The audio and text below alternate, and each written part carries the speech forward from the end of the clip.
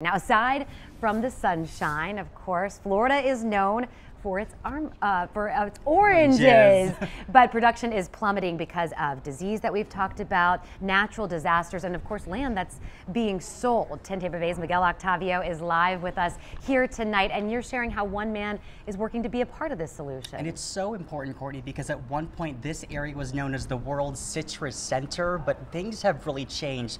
This year's crop is expected to yield about less than half of what was produced 2 years ago, and orange juice prices are still at an all-time high, but those in the citrus industry say this is far from over. This would go for the juice market because it's got a little bit of rust mite damage. With a name like Kyle's Story, We're blessed. he's sure to have all sorts of tales.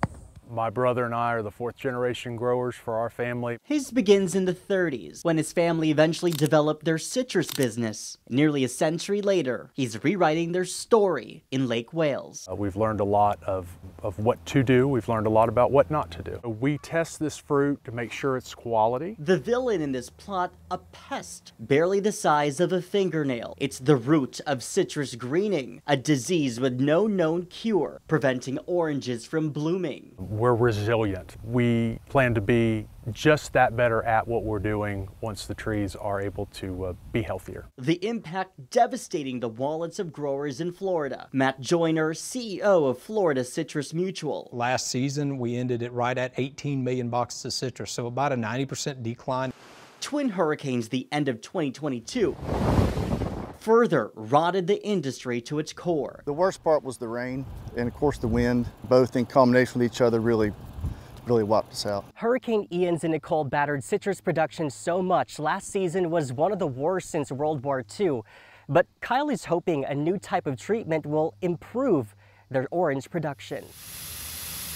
We'll drill a small hole, you put the injector in. Kyle hopes therapies he's trying will mark a new chapter. He believes he'll produce twice as many boxes of oranges than last year. Statewide, new science appears to be strengthening trees so they can fend off the disease. Innovations like these protective covers are also helping. So we're really excited about what's to come based on what we've seen here in just the last few months. But this plot still has several twists.